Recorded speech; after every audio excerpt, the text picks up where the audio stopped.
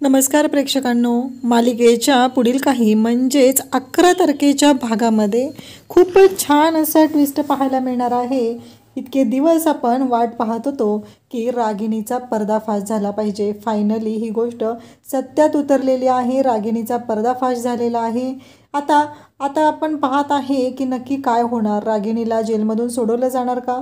तर हो, रागिणीला जामिनावर सुटका होणार आहे, पण आकाश आणि भूमीच्या निर्णयामुळं रागिणीची पूर्णपणे वाट लागणार आहे। आपण इतके दिवस म्हणत होतो की हे कोणाचं तरी स्वप्न असेल, पण नाही, हे सत्य आहे आणि तो दिवस आता 11 तारखेचा आहे। 11 तारखेच्या भागामध्ये आपल्याला कळणार आहे की रागिणीला घराच्या बाहेर हाकलणार आहे। आकाश तिच्याशी असलेलं सगळं नातं तोडणार आहे आणि तिला सांगणार आहे की तू घराच्या बाहेर हो, कारण आई असणं आणि त्याचबरोबर आई होणं यामध्ये फरक आहे। कारण आकाशची आई ही आई होती आणि हिने फक्त आई असण्याचं नाटक करत होती, हे आकाशच्या लक्षात आलेलं आहे आणि त्यामुळंच आकाश भयानक चिडलेला आहे। आणि या सगळ्या गोष्टींमुळंच आकाशने रागिणीला त्याच्या आयुष्यातून घराबाहेर हाकललेलं आहे। जेव्हा ह्या सर्व गोष्टी घडत आहेत तेव्हा भूमी रागिणीला धमकावत आहे की पुन्हा जर माझ्या नवऱ्याकडे आणि माझ्या कुटुंबाकडे वाकड्या नजरेने पाहण्याचा प्रयत्न केला किंवा तसा जर काही तुमचा डाव असेल तर गाठ माझ्याशी आहे, असं म्हणत भूमीने रागिणीची बॅग आणि रागिणी या दोघींना घराच्या बाहेर हाकललेलं आहे। परंतु रागिणी आता तिने जी स्वप्न पाहिलं होतं, तिला असं वाटत होतं की काहीही झालं तरीही मला ही प्रॉपर्टी हवी आहे आणि आता प्रॉपर्टी होऊन राजासारखं जगायचं होतं तिला। त्या एकट्या महाजनांच्या प्रॉपर्टीचा मालक व्हायचं होतं, पण ती रागिणी आता भिकारी झालेली आहे। रागिणी आता रस्त्यावर येणार आहे, हे आपल्याला पाहायला मिळणार आहे। तर त्यासाठी हा व्हिडिओ शेवटपर्यंत पहा। तर रागिणीला आता भूमीने घराबाहेर काढलेलं असतं। तर हे सगळं कशा पद्धतीनं होतं आहे? इकडे आकाश आणि भूमी घरी असतात। आकाशला सगळेजण घरातले समजवत असतात, आकाशला शांत करत असतात, कारण काहीही झालं तरी आकाशने खूपच मनाला ही गोष्ट लावून घेतलेली असते। आकाशला कळतच नसतं, आकाशला धक्काच इतका मोठा बसलेला असतो की त्याला सुचायचं बंद झालेलं असतं आणि आकाश खूप रडत असतो। म्हणजे सगळ्यांना असं वाटत असतं की आकाश पुन्हा त्याच्या आयुष्यात त्या ठिकाणी जाऊन बसला की काय, आकाशला नक्की प्रॉब्लेम काय होतोय असं सगळ्यांना वाटत असतं। परंतु त्याला बाहेर काढण्यासाठी प्रयत्न करत असते ती म्हणजे भूमी। भूमी म्हणते नको आकाश, 6 वर्षापूर्वीची ती घटना नको, कारण त्यावेळेस तू पुन्हा असाच त्यात गेलेला होता, आता ते नको आहे, आम्हाला सगळ्यांना तू आमच्यासोबत हवा आहे। आता मला जर असं माहिती असतं तुझ्या आयुष्यामध्ये अशी उलथापालथ होईल तर मी खरंच रागिणी त्यांना एक्सपोज करण्याचा प्रयत्न केला नसता, पण तुझ्या लक्षात आलं का? कारण काहीही झालं तरीही रागिणी त्यांनी जे केलेलं आहे ते चुकीचंच आहे, असं भूमी आकाशला समजवत असते। तर इकडे आता कोर्टामध्ये रागिणीला न्यायचं असतं, कोर्टामध्ये सुनावणी होणार असते आणि त्यासाठी रागिणीला घेऊन जाणार असतात। पूर्ण सगळ्या अलिबाग शहरामध्ये समजलेलं असतं की महाजन गारमेंटची मालकीन रागिणीने हिने केलेले जे पराक्रम आहेत ते, कारण त्या कार्यक्रमामध्ये सगळ्यांच्या समोर पर्दाफाश झालेला असता आणि त्यामुळं सगळ्यांना कळलेलं असतं।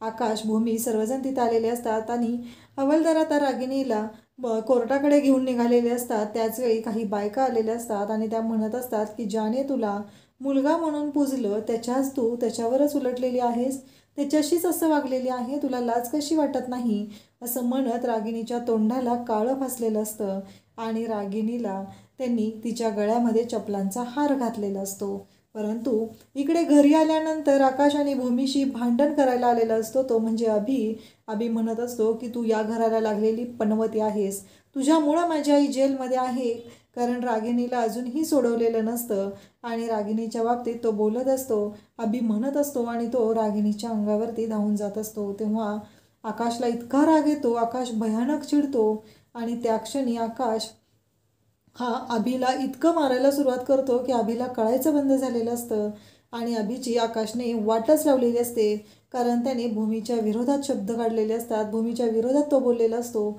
आणि भूमीबद्दल वाटेल ते तो बोललेला असतो।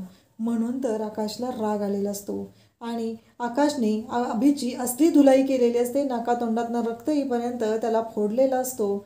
आणि त्याचबरोबर इकडे आकाशने हे सगळं केल्यानंतर आकाशला खरं तर टेन्शन येत असतं, कारण ही गोष्ट त्याला सहन होत नसते. त्याला असं वाटत असतं की काहीही झालं तरीही आपल्या घरात जे घडलं ते चुकीचं आहे. मला पश्चाताप होतोय कारण मी जिला आई मानलं तिने माझ्याशी असं वागलेली आहे. या गोष्टीचा त्रास मात्र त्याला होत असतो. त्याचं असं म्हणणं असतं की काहीही झालं तरी मी तिला आई म्हणून पूजलेलं होतं, तिला आई म्हणून तिच्याकडे पाहत होतो, पण हे सगळं काय, या सगळ्याचा काय परिणाम होतोय हा विचार आकाश करत असतो. त्याला वाईट वाटत असतं आणि आकाशचं असं म्हणणं असतं की काहीही झालं तरीही आपल्या घरात जे घडलेलं आहे ते चुकीचं आहे. आता या सगळ्यातून आकाशला बाहेर काढण्याचं काम करत असते ते म्हणजे आजी, पारितोष, भूमी, अथर्व, मानसी हे सगळेजण आकाशच्या पाठीशी उभे असतात. आकाशला समजवत असतात कारण सगळ्यांसाठीच हा खूप मोठा धक्का असतो. सगळ्यांसाठीच हा मोठा धक्का असतो. सगळ्यांनाच कळत नसतं की या सगळ्यातून मार्ग कसा काढायचा आहे, या सगळ्यातून पुढे कसं जायचं आहे. लक्षात मात्र कोणाच्याच येत नसतं आणि या सगळ्याला आकाश स्वतःला दोष देत असतो. त्याचबरोबर त्याने भूमीशी जे चुकीचं वागलेलं आहे त्यासाठीही तो स्वतःला जबाबदार धरत असतो. त्यावरती भूमी त्याला म्हणत असते, हे बघ आकाश, जे झाले ते झाले, आता त्याचा विचार नको करू. आता या घराला आम्हा सगळ्यांना तुझी गरज आहे. आणि मग भूमी आकाशला सांगू लागते, आजी आकाशला सांगू लागते की आकाश तुला उठावं लागेल कारण काहीही झालं तरी आपल्या बाळासाठी तुला उठावं लागेल आणि असं हातपाय गाळून चालणार नाही, तू बाळासाठी उठ. असं म्हणत सगळेजण आकाशला उठवत असतात, आकाशला समजवत असतात आणि आकाशला बोलतं करत असतात. त्याला म्हणत असतात की असा जर तू राहिलास तर कसं चालेल, कारण या घराला तुझा आधार आहे. हे घर कोण सांभाळणार आहे, कारण आपलं बाळ येणार आहे आणि आपल्या बाळासाठी आपल्याला सज्ज राहिलं पाहिजे, असं सगळेजण सांगत असतात. इकडे भूमी आकाशच्या हाताला लागलेलं असतं, त्याने स्वतःला मारून घेतलेलं असतं. त्या सगळ्यावरती त्याला उपचार करत असते, त्याच्याशी छान बोलत असते, त्याच्याशी छान वागत असते, त्याला गोडगोड बोलत असते, त्याला जे छान वाटेल, चांगलं वाटेल, पॉझिटिव्ह राहण्यासाठी प्रयत्न करत असते. परंतु भूमीच्या मात्र लक्षात येतं की आकाश खूपच डिस्टर्ब झालेला आहे आणि आकाशला असं वाटत आहे की हे सगळं जे काही घडलेलं आहे ते फक्त आणि फक्त त्याच्यामुळं घडलेलं आहे. परंतु सगळ्यांनाच एक विश्वास होता रागिनी अशी असू शकत नाही असं सगळ्यांना वाटत होतं. पण रागिनी कोणत्या लेवलला जाऊ शकते ही गोष्ट मात्र फक्त आणि फक्त भूमीलाच माहिती होती. आणि भूमीने बरोबर तिला ओळखलेलं होतं कारण ती भूमीच्या जीवावरच उठत होती. भूमी म्हणजे तिला त्रासदायक वाटायचं आणि ती तशाच पद्धतीनं भूमीशी वागत होती आणि बरोबर भूमीला त्रास होईल अशा पद्धतीनं ती वागून भूमीला त्रासच देत होती. परंतु इकडे घरातले सगळेजण आता आकाशला समजवत असतात, तू असा विचार नको करू, सगळ्या गोष्टी व्यवस्थित होतील. त्याचबरोबर आता काळजी करायची काही गरज नाही असं म्हणत सगळेजण समजवत असतात. कारण रागिनी आत्या त्यांच्या पापाची शिक्षा त्या स्वतः भोगत आहेत, त्यामुळं तुला काळजी करायची काहीही गरज नाही असं त्यांचं आकाशला सांगणं असतं. सगळेजण आकाशशी बोलत असतात, त्याला छान सांगत असतात, त्याला समजवत असतात. पण आकाशला मात्र ऐकून घ्यायचीच इच्छा नसते. आकाशला असं वाटत असतं की त्याच्याबरोबर जे काही घडलेलं आहे ते पूर्णपणे चुकीचं आहे कारण त्याला विश्वासघात झालेला आहे, या गोष्टीचा त्रास होत असतो. परंतु आत्या अशी वागेल असं त्याला वाटलंच नव्हतं. आणि इकडे कारस्थानं सुरू असतात, ती म्हणजे आबी आणि त्याचबरोबर पौर्णिमाची.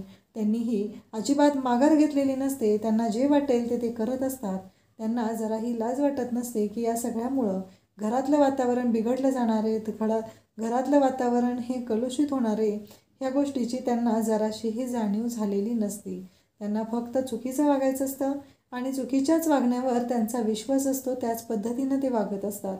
भूमी आकाशला समजवण्याचा प्रयत्न करत असते, परंतु इकडे मानसी आणि पौर्णिमा या दोघींचेही सारखेच खटके उडत असतात. तिला कळतच नसतं की मानसीला की ह्या पौर्णिमाशी आपण कशा पद्धतीनं वागायचं आहे, तिला कसं समजवायचं आहे, तिला कसं बोललं पाहिजे, हेच या दोघींनाही कळत नसतं.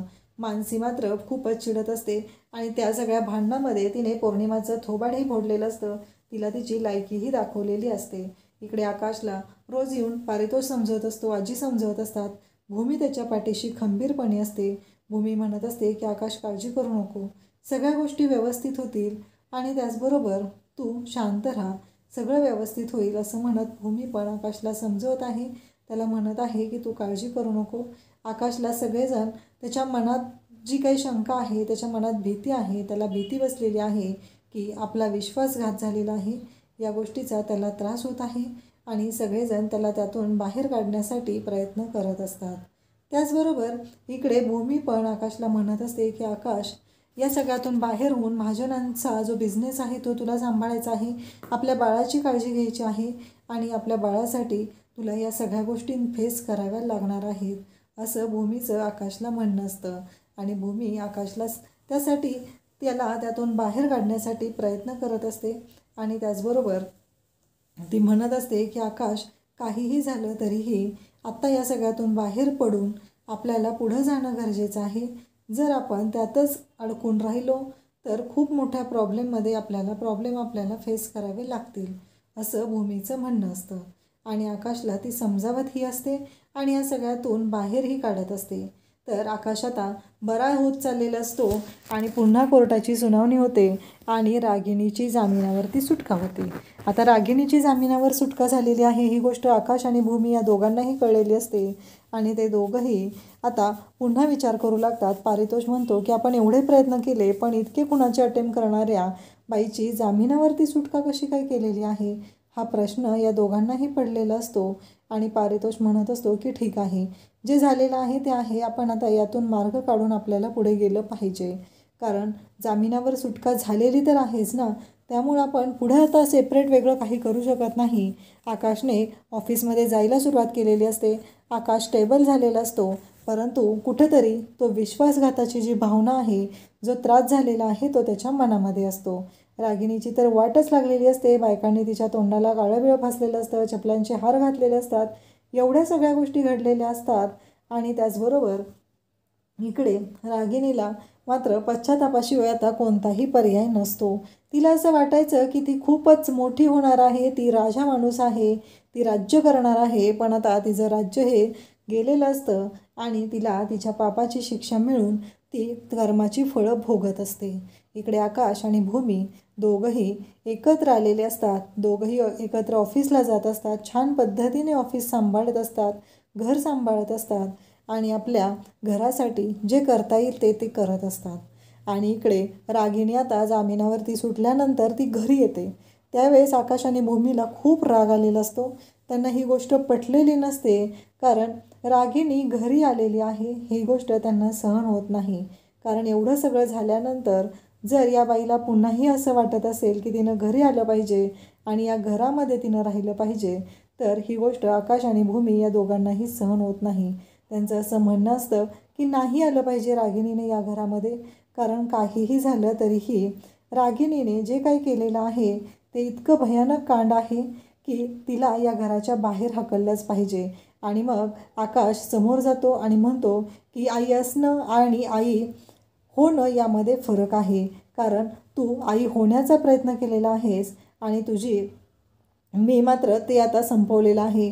मी आत्ता तुला सांगत आहे, या घराशी आणि माझ्याशी तुझं कोणतंही नातं नाही, तू आत्ताच्या आत्ता या घराच्या बाहेर व्हायचं आहे, असं आकाश तिला सांगत आहे. आणि बॅग घेऊन तो भूमीला तिच्या घराच्या बाहेर काढायला तिला सांगत आहे. भूमीने बॅग तयार ठेवलेली असते आणि रागिणी घरी येताच रागिणीची भूमीने धक्के मारत हकालपट्टी केलेली आहे आणि रागिणीची बॅग पण तिच्यासोबत बाहेर टाकून दिलेली आहे आणि तिला घराच्या बाहेर जायला सांगितलेलं आहे. तर रागिणी तशी बाहेर जात नसते, ती आकाशला गोड बोलण्याचा प्रयत्न करत असते. आकाशशी गोड बोलून आकाशच्या जवळ येण्याचा प्रयत्न करत असते, पण आकाशने मात्र आता ठरवलेलं असतं की नाही, काहीही झालं तरी आता मी हिच्या भरीस पडणार नाही किंवा भुलणार नाही, असं म्हणत आकाशने सांगितलेलं आहे भूमीला आत्ताच्या आत्ता तिला घराच्या बाहेर काढ. भूमी रागिणीला घराच्या बाहेर हकलते आणि सांगू लागते की चला निघा आता, कारण तुमची तीच लायकी आहे. पुन्हा जर माझ्या नवऱ्याकडं आणि माझ्या कुटुंबाकडं वाकड्या नजरेने पाहण्याचा प्रयत्न जरी केला तरी गाठ माझ्याशी आहे, असं भूमीने धमकावलेलं आहे. म्हणजे जी रागिणी राजा म्हणून जगणार होती ती आता भिकारी झालेली आहे आणि रस्त्यावर आलेली आहे. आता रागिणीचे आणखी काय हाल होणार हे खरंच खूप मजेशीर असणार आहे आणि आता भाग खूपच छान होणार आहेत. इतके दिवस आपल्याला असं वाटायचं अरे कशाला मालिका बघायची आहे, काय होतंय, रागिणीचा कधी पर्दाफाश होणार आहे, पण खरंच रागिणीचा पर्दाफाश हा जबरदस्त पद्धतीनं झालेला आहे. अशाच अपडेटसाठी चॅनलला सबस्क्राईब करा. थँक्यू.